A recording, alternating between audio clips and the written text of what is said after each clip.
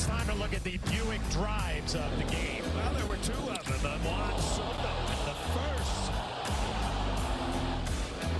And again, from this one was a bomb in the fifth. On the day, 4 hits, 3 RBIs. What a huge day for Juan Soto. Well, a huge day for Juan Soto. Another win for the Yankees. That is 6 in a row. They win this one 6-1. Time of the game, 2 hours and 29 minutes. Luis Gil picks up his 5th win. Brad Keller takes a loss. Tommy Pham continues to swing the bat well. We just detailed Juan Soto and Luis Gil with his 14 strikeouts, a Yankee rookie record. Coming up on the Yes Network, stay tuned for the WB Mason postgame show with Bob Lorenz and Jack Curry. Special thanks to producer Troy Benjamin, director Dan Barr, Mike Webb, Jared Bosnack, and our executive producer is Mr. John J. Filippelli. Join us again tomorrow as the Yankees take on the White Sox from Yankee Stadium in the Bronx, New York. Coverage is going to begin at 12:30 on Yes, with first pitch coming just after 1:30. Once again, the final score, Yankees 6, the White Sox 1. For Paul O'Neill, Meredith Marakovitz, I'm John Flaherty. We're going to go to Bob Lorenz and Jack Curry, who are in the studio waiting patiently after a 2-hour and 29-minute victory. And the guys in the studio, they're going to take it away, guys. Flash, thank you. It is great to have you with us on the WB Mason postgame. Bob Lorenz and Jack Curry with you. Middle game of this 3-game series. Yankees win it again after winning last night against the White Sox 4-2. Win this one 6-1. I feel like we had the same conversation yesterday. Power pitching, power hitting leads to a win. What's your Hyundai opening comment? And we mentioned on the pregame that if you're a Yankee fan, come out and see the show, and that Luis Gil could be a big part of the show, and that was an understatement. Luis Gil is the headline of this game with 14 strikeouts across 6 innings. He was scintillating. He was phenomenal. He was superb. And when you toss into the mix, Bob, the fact that he had a 29-pitch first inning where he was searching for his stuff, probably threw too many changeups in that inning, got back to establishing the fastball, and then got back to establishing just how dominant a pitcher he is.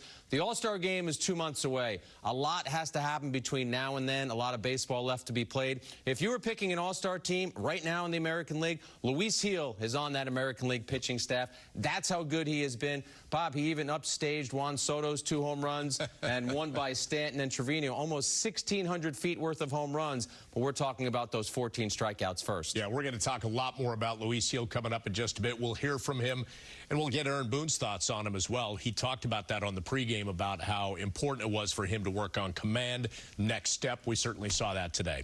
But why not talk about Juan Soto and his 4-for-4 day, Jack, as we take a look at our highlights brought to you by your local Ford stores. And again, first inning home runs, setting a tone, giving Gil a lead. Soto did all of that today. Your key was capitalizing against Keller.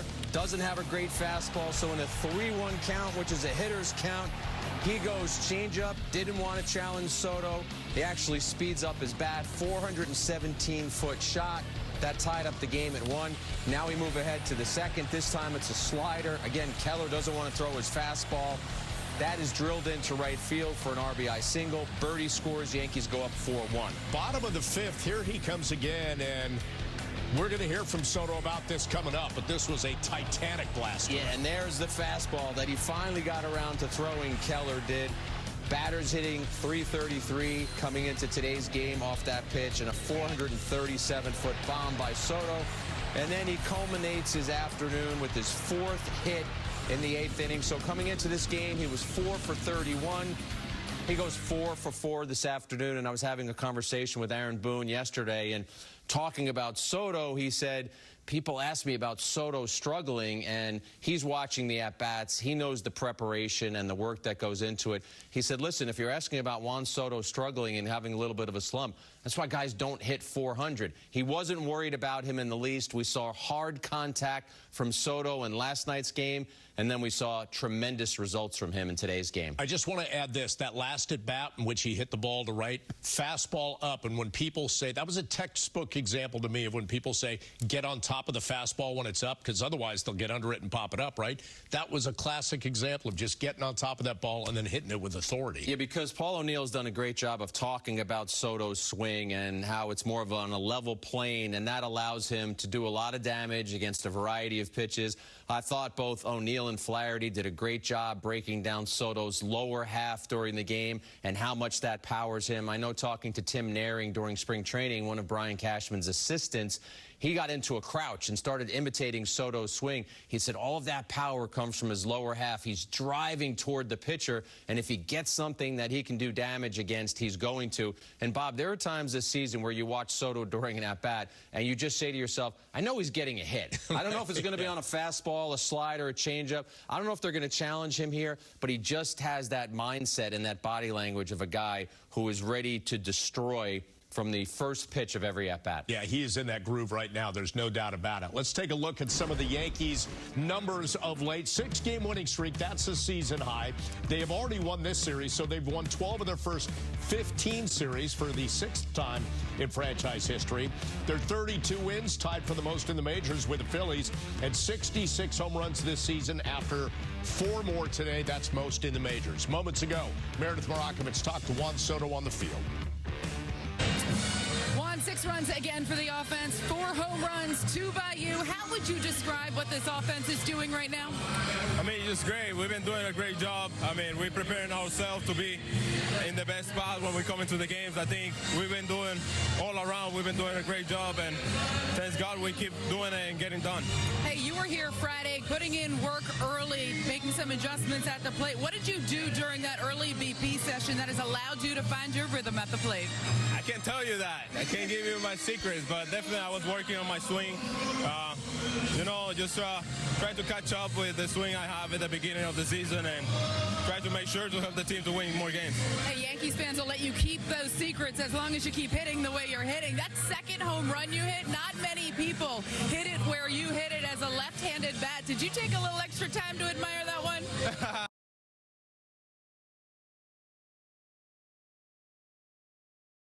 I mean, it's just great when you see the ball flies, and I just feel proud of myself whenever I put a lot of work into it and then see the results. It's just amazing, and I enjoy every part of it. I can't let you go without asking you about Luis Gil. Dominant 14 strikeouts this afternoon. Just how surprised have you been by what he has been able to do to start this season? I mean, I'm more than happy to see a guy like that. You know, he's been grinding. He came back from injuries and stuff and put in the work that he's been doing. It's just amazing. I'm more than excited to keep playing for him, and I can't wait to keep seeing him doing that. Juan, thanks for the time. Congratulations. All right, thank you. Send it back to you. Meredith, thank you. On the next episode of Secrets, starring Juan Soto, I love the fact that he's talking about adjustments he's made in his swing, but he doesn't want to reveal everything about what he made. I love that answer, and I love the playful and kind and polite way that he gave that answer. Great question by Meredith, but Soto does not want everyone to be able to get inside the cage with him. And, Bob, I'm just checking my notes right here. A little self-serving comment here, also self-deprecating. Since the podcast with Hal Steinbrenner, Yankees News and Views, dropped, the full podcast, in which Hal Steinbrenner talked about wanting to keep Juan Soto a Yankee for life, he is 5 for his last 8, so obviously buoyed. I'm joking. Juan Soto is a great hitter. He was going to be a great hitter regardless, but I do think it's interesting when you look at what he's been able to do across the last 2 games, and what stands out for me is his comfort level. And within that podcast, I did ask Hal Steinbrenner about that. I said, we've seen the A-Rods and the Roger Clemenses come into becoming Yankees. In my opinion, as someone who has covered the team for more than 30 years, I've never seen a guy look more comfortable than Soto does. And, Bob, it's in the batter's box, it's doing interviews, it's in the dugout with his teammates, and it's probably part of the reason why Hal Steinbrenner said, yes, I want to make this guy a Yankee for life. Yeah, he said he wouldn't mind picking up the phones, call Scott Boras, vice versa. Boras call him. Seems like a good weekend to chat, doesn't it? Seems like a good time to chat, and we know that there is the likelihood that Soto will go to free agency. That's what happens with Scott Boras' clients. But, Bob, I said this from the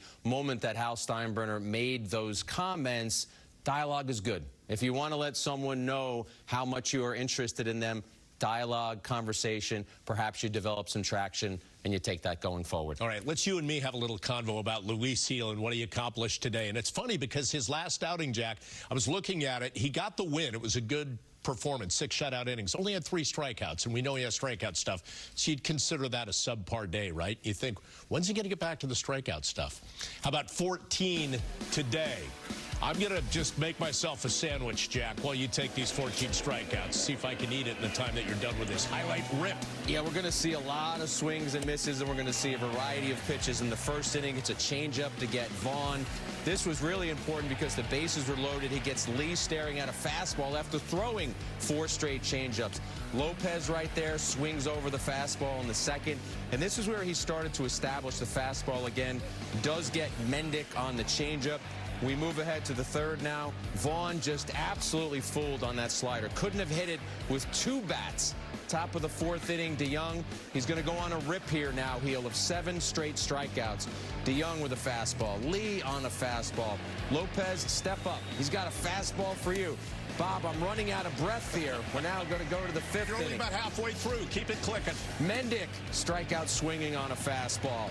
Tommy Pham, step up, and he's been a really tough out for the Yankees. Look at that changeup. Look at the arm side tail on that changeup.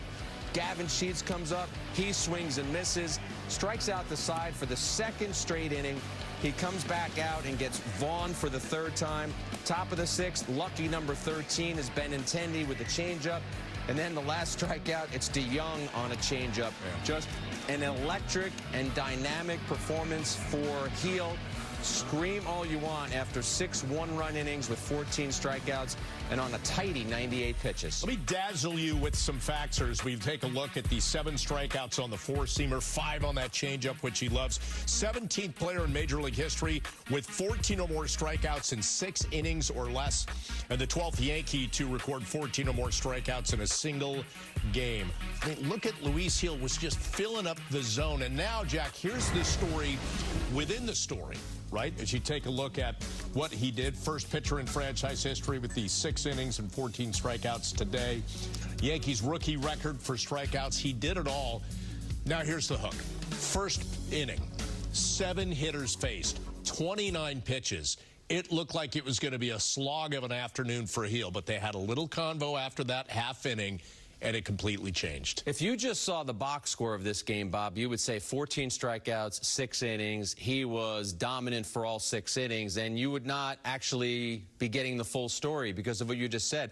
That first inning was messy. There was some chaos to that first inning. Of those 29 pitches, 13 were fastballs, 13 were changeups, 3 were sliders. He seemed to have more confidence in trying to throw his changeup for a strike. The guys did a great job breaking this down in the booth about how once you saw him come back out in the 2nd inning, it was get back to number 1. Establish number 1 because that's going to make your changeup and your slider even better. So for him to rebound from that messy first inning and then put on the pitching clinic that he did, not only will he gain confidence from this game because for the obvious reasons, he was dominant with 14 strikeouts. He'll gain confidence because after a first inning that could have been topsy-turvy and a 3 or 4 run inning for a team with no offense, he shut them down and really gave himself something to be proud of. All right, we're going to take our first break here on the WB Mason postgame. A lot more on Luis Gil coming up. What an afternoon for he and Juan Soto and the Yankees in the 6-1 win. We're going to hear from the manager, Aaron Boone, coming up next.